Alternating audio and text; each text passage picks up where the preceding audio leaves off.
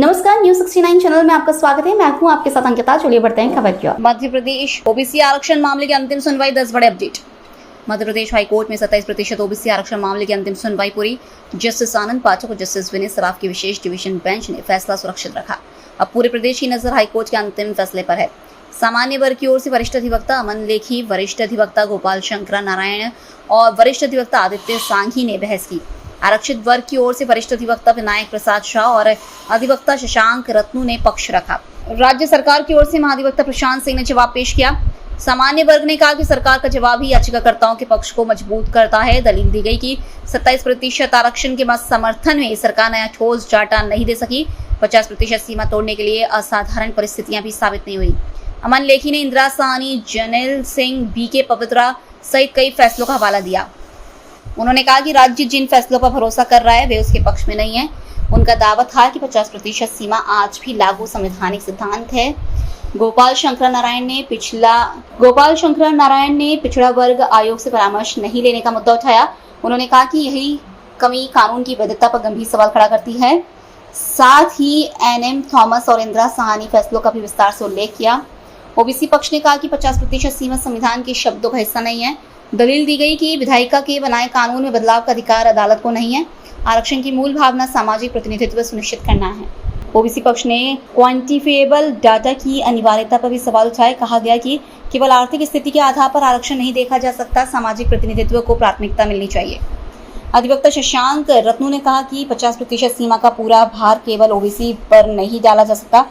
उन्होंने कहा कि सभी वर्टिकल आरक्षण को एक साथ देखकर परीक्षण होना चाहिए। केवल ओबीसी आरक्षण को अलग करके नहीं देखा जा सकता। सुनवाई के दौरान संवैधानिक प्रावधान, सुप्रीम कोर्ट के फैसले और आरक्षण नीति पर लंबी बहस हुई। दोनों पक्षों ने कई न्यायिक फैसलों और कानूनी सिद्धांतों का हवाला दिया। अदालत ने सभी पक्षों की दलीलें पूरी होने के बाद आदेश सुरक्षित रखा। कई दिनों तक चली मैराथन सुनवाई अब पूरी हो चुकी है। हाईकोर्ट का फैसला प्रदेश की भर्तियों और आरक्षण व्यवस्था पर असर डाल सकता है। अब लाखों अभ्यर्थियों की नजर सुरक्षित फैसले पर टिकी हुई है। जबलपुर से वाजिद खान की रिपोर्ट। हाँ, देखिए, ये 15 दिन बहस चली और आज इस बहस का फाइनल आर्गुमेंट सुनने के बाद जजमेंट रिजर्व किया है ऑनरेबल जजेस ने, और मैं एक्सपेक्ट करता हूं कि जजमेंट बहुत जल्दी आएगा और हमारे पक्ष में आएगा, क्योंकि मैं अनरिजर्व के लिए खड़ा हो रहा हूं 2019 से, और 2019 में 19/3/2019 को मुझे याद है मैंने आर्ग्यू किया था। तो आश्रिता दुबे का पहला केस था जिसमें मेरे को स्टे मिला था, और उसके बाद कई याचिकाएं पेश हुई। मेरे ऑफिस से भी 10-11 पिटीशंस और पेश हुई, उनमें भी स्टे मिला। और इसके बाद इसकी बहस जब भी चली तब किसी न किसी वजह से सरकार की तरफ से ट्रांसफर पिटीशंस लगाई गई सुप्रीम कोर्ट में, और फिर अल्टीमेटली मामले ट्रांसफर हुए अननेसेसरीली, और अब जाके आज ये केस बंद हुआ है, जजमेंट रिजर्व हुआ है। और मैं पूरी तरह आशान्वित हूं कि मध्य प्रदेश में जो न्याय है, जो कानून है और जो था, वो 14% ओबीसी रिजर्वेशन ही मेंटेन रहेगा, और किसी भी कंडीशन पे 27% रिजर्वेशन नहीं होगा। बिकॉज बेसिकली जो मेरे आर्गुमेंट थे शुरू से अभी तक कि quantifiable data Madhya Pradesh government कहीं ला ही नहीं पाई। कानून ये कहता है कि जिस दिन आप ऑर्डिनेंस लाते हो या जिस दिन आप एक्ट लाते हो, जहां आप 14 से 27% की तरफ जाने का डिक्लेयर करते हो, उसके पहले आपको अध्ययन करना पड़ेगा और पूरा क्वांटिफिएबल डाटा तैयार करना पड़ेगा, उससे निष्कर्ष निकालना पड़ेगा। ये सुप्रीम कोर्ट का न्याय दृष्टांत इंदिरा साहनी में क्लियर है 1990। पर मध्य प्रदेश सरकार ने कहीं किसी तरह से कोई मेहनत नहीं की थी।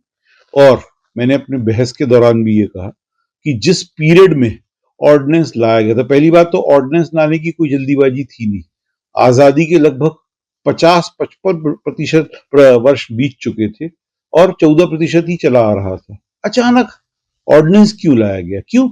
क्योंकि 11 महीने की कमलनाथ गवर्नमेंट जो थी वो वोट बैंक पॉलिटिक्स खेल रही थी।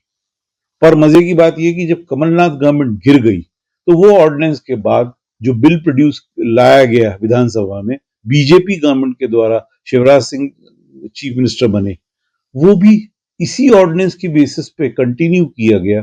तो इस तरह से मैंने अपनी आर्गुमेंट में भी यही कहा है कि दोनों ही पार्टी, चाहे कांग्रेस हो चाहे बीजेपी हो, दोनों ने दलगत राजनीति खेल ली, जिसके कारण पिछले 7 सालों से बच्चे जो हैं उनको अपॉइंटमेंट नहीं मिला और कई बच्चे तो ओवर एज हो गए और ये ओवर एज होने के कारण अब उनको कोई मतलब नहीं बचा।